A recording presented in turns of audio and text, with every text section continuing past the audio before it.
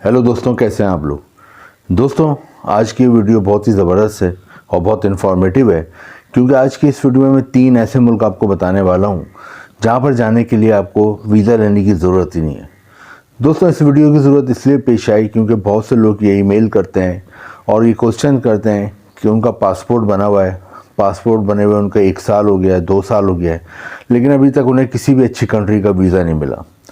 दोस्तों, उन लोगों की ये भी कंप्लेन होती है कि वो एम्बेसी के चक्कर लगा लगा के थक गए हैं, एम्बेसी की सिफारत खाने की लाइनों में लग लग के थक गए हैं। इतनी शदीद गर्मी में वो जाते हैं, अपना काम छोड़ के जाते हैं, अपनी कहीं नौकरी करें तो वहाँ से आधे दिन की छुट्टी लेके जाते हैं, लेकिन उसके बावजूद भी उन्हें इतना टाइम लगाने के बाद भी उन्हें कोई वहाँ से वीज़ा नहीं मिला।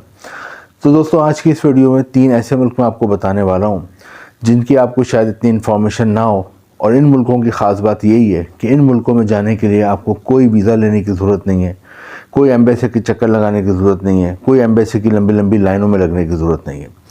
और दोस्तों, ये तीनों मुल्क जो हैं बहुत ही तरक्की याफ्ता मुल्क हैं, बहुत ही इम्पोर्टेंट मुल्क हैं और इनकी इकनॉमी बहुत मजबूत है। दोस्तों, इन मुल्कों में जाने के लिए आपके पास सिर्फ 4 चीज़ें होनी चाहिए। एक, आपका पासपोर्ट बना हुआ होना चाहिए और वो एक्सपायर ना हो, उसकी वैलिडिटी हो, कम से कम उसके एक्सपायर होने में 6 महीने बाकी हों। तो एक तो पहली चीज़ नीड जो है, पहली रिक्वायरमेंट है, वो तो आपका पासपोर्ट बना हो। दूसरे, आपके पास होना चाहिए ऑनलाइन होटल की बुकिंग। ऑनलाइन होटल की बुकिंग आराम से हो जाती है ऑनलाइन, ये आपके पास होनी चाहिए। एक आपके पास होना चाहिए ऑनलाइन एयर टिकट की बुकिंग। एयर टिकट की बुकिंग आपके पास होनी चाहिए। ये 3 चीज़ें अगर आपके पास होती हैं तो आप इन मुल्कों में आराम से चले जाते हैं। दोस्तों, अपनी वीडियो की तरफ आते हैं और अपनी वीडियो स्टार्ट करते हैं। देखते हैं पहला मुल्क कौन सा है। तो पहला मुल्क जहाँ जाने के लिए आपको कोई वीज़ा लेने की ज़रूरत नहीं है, कोई एम्बेसी के चक्कर लगाने की ज़रूरत नहीं है। बहुत ही खूबसूरत मुल्क है, बहुत ही हसीन मुल्क है और दोस्तों, इस मुल्क का नाम है न्यू। दोस्तों, शायद आपने इसका नाम नहीं सुना हो इस मुल्क का, लेकिन आप इसको गूगल पर सर्च करें तो आपको इस मुल्क के बारे में इंफॉर्मेशन मिलेगी कि ये बहुत ही हसीन तरीन मुल्कों में से आता है और ये एक आइलैंड कंट्री है। आइलैंड कंट्री उस मुल्क को कहते हैं जिसके चारों तरफ समंदर होता है।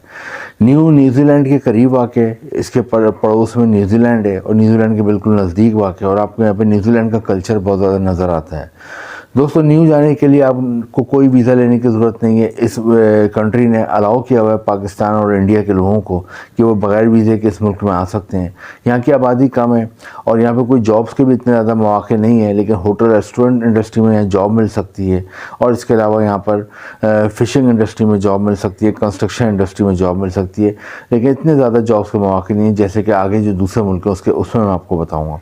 तो पहली कंट्री न्यू है जहाँ पर जाने के लिए आपको कोई वीज़ा लेने की ज़रूरत नहीं है। आपके पास 3 चीज़ें होनी चाहिए। आपके पास पासपोर्ट बना हुआ हो, होटल बुकिंग हो और आपके पास एयरलाइन की ऑनलाइन बुकिंग हो। ये 3 चीज़ें यहाँ चेक होती हैं। उसके बाद आपको यहाँ पे एंट्री दी जाती है। आप वहाँ जाते हैं, वहाँ पे आप घूमते हैं, या फिर जो लोग जॉब वगैरह करना चाहते हैं, जैसा कि मैं बताया, होटल रेस्टोरेंट इंडस्ट्री में आपको आसानी से जॉब मिल सकती है। वो टूरिस्ट बहुत आते हैं साल भर यहाँ पे, तो उधर आप जॉब कर सकते हैं। दूसरी कंट्री की तरफ आते हैं। दूसरी कंट्री जहाँ पर जाने के लिए आपको वीज़ा लेने की ज़रूरत नहीं है और इस कंट्री में भी ये 3 चीज़ें होनी चाहिए, पासपोर्ट और ऑनलाइन एयर टिकट और ऑनलाइन होटल की बुकिंग। ये इस मुल्क का नाम है कैप वर्दे। कैप वर्दे यूरोप, अमेरिका और अफ्रीका के बीच में एक कंट्री है, आइलैंड कंट्री है ये भी, और इसकी आबादी तकरीबन 6 से 7 लाख के दरमियान है।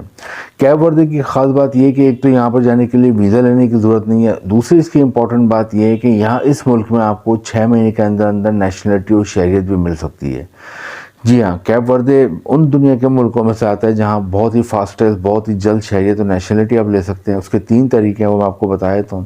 अगर आप वहाँ जाते हैं और वहाँ पे जाके अगर आप वहाँ पे किसी लड़की से शादी कर लेते हैं तो वो आपको नेशनलिटी और शहरियत मिल जाती है।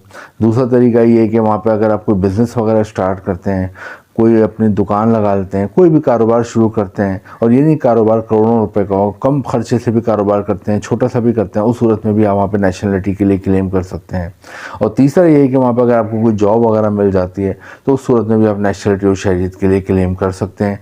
और अगर यहाँ पर शहरियत और नेशनलिटी मिल जाए आपको तो आप दुनिया के 65 मुल्कों में बग़ैर वीज़े के जा सकते हैं। ये दूसरा इसकी एडवांटेज है कैप वर्दे का। आते हैं तीसरी कंट्री जहाँ पे जाने के लिए आपको कोई वीज़ा वगैरह लेने की ज़रूरत नहीं है।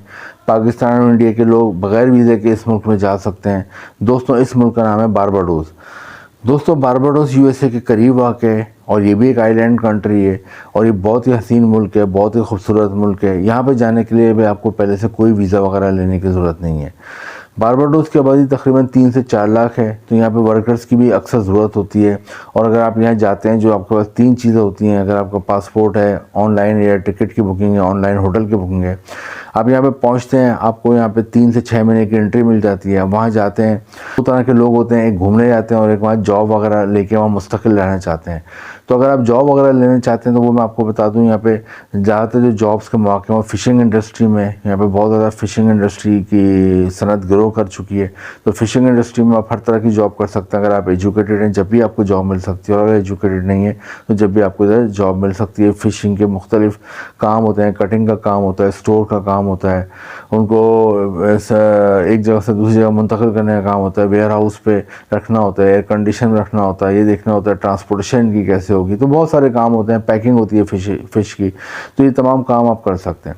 सेकंड, होटल और रेस्टोरेंट इंडस्ट्री में भी यहाँ आपको जॉब मिल सकती है, क्योंकि बहुत टूरिस्ट आते हैं, बहुत ही हसीन आइलैंड है।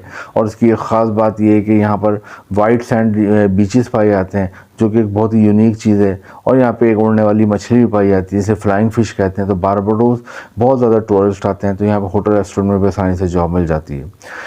बारबाडोस में अगर आप जॉब करना चाहते हैं तो इन सेक्टर्स में आपको जॉब मिल सकती है। तो दोस्तों, ये 3 जो कंट्रीज़ मैंने आपको बताई हैं, ये तीनों कंट्री बहुत ही ज़बरदस्त हैं। उसकी एक और बात है कि आपको यूएसए का कल्चर नज़र आता है। एक और एडवांटेज बारबाडोस है, यहाँ पे इंग्लिश ज़बान बोली जाती है। और तनख्वाह भी तकरीबन बारबाडोस में 4 से 6 लाख के दरमियान पाकिस्तानी रुपीज़ में मिलती है। क्योंकि दोस्तों, ट्राई करना बहुत ज़रूरी है। जैसे कि मैंने बताया, कामयाबी नाकामी तो अल्लाह ताला के हाथ में है, लेकिन आप ट्राई अगर करेंगे नहीं, आप ये सोचेंगे कि यार मुझे तो वीज़ा मिलना ही नहीं, तो फिर तो कुछ नहीं होना। आप ज़्यादा क्या करेंगे, आप क्या करते हैं, अगर ट्राई करते हैं और अगर फेलियर भी होता है तो उससे अगर आप नहीं भी ट्राई करेंगे तो कुछ हासिल नहीं हो रहा। तो ट्राई करना ज़रूरी है। इसके लिए बहुत से लोग हिम्मत हार जाते हैं, लेकिन इसके लिए सबसे इंपॉर्टेंट ये कि आपकी सिलेक्शन सही होनी चाहिए कि आप किस कंट्री में जाना चाहते हैं और क्यों जाना चाहते हैं, और वहाँ पर जो जॉब्स के मौके हैं, जॉब्स की अपॉर्चुनिटी हैं, वो आपके मुताबिक हैं, आपकी तरबियत के मुताबिक हैं, आपकी जो तालीम है उसके मुताबिक है, या फिर तालीम नहीं भी तो आपको जो स्किल हुनर आता है उसके मुताबिक वहाँ पे आपको जॉब मिल सकती है। इन तमाम चीज़ों पर होमवर्क करना बहुत ज़रूरी होता है। अगर आप इन तमाम चीज़ों पर होमवर्क करते हैं, और एक और इम्पॉर्टेंट बात, अपना जो ये CV और कवर लेटर है जो आप जॉब के लिए अप्लाई करते हैं उसमें भेजते हैं, वो आपका यूरोपियन फॉर्मेट में होना चाहिए, क्योंकि पूरी दुनिया में यूरोपियन फॉर्मेट का CV और कवर लेटर चलता है। हमारे अक्सर पाकिस्तान और इंडिया के लोग नॉर्मल CV भेज देते हैं, कोई इतनी तरतीब नहीं होती। तो CV की बड़ी अहमियत होती है। CV एक्चुअली आप तो पहले नहीं जाते, आपका CV पहले एम्प्लॉयर के पास पहुंचता है। तो CV अपना यूरोपियन फॉर्मेट में बनवाएं, इसको खुद बना लें। और ख़ुद नहीं बना सकते, यहाँ एक नंबर चल रहा है, इस नंबर पे भी आप इन्फॉर्मेशन भेज के इसकी डिटेल ले सकते हैं CV बनवाने के लिए। तो दोस्तों, इन तीनों मुल्कों में ट्राई करें। इन मुल्कों में अगर आप चले जाते हो तो आप यहाँ पे लाखों रुपए आपको सैलरी मिलती है। इसके अलावा यहाँ पे एजुकेशन सिस्टम बहुत अच्छा है, यहाँ पे मेडिकल सिस्टम बहुत अच्छा है। तो आपका और आपकी फैमिली का एक मुस्तकबिल बन जाता है। वीडियो इन्फॉर्मेटिव लगे तो लाइक करें, शेयर करें, चैनल को सब्सक्राइब करें। इंपॉर्टेंट लिंक नीचे डिस्क्रिप्शन में है। Thank you.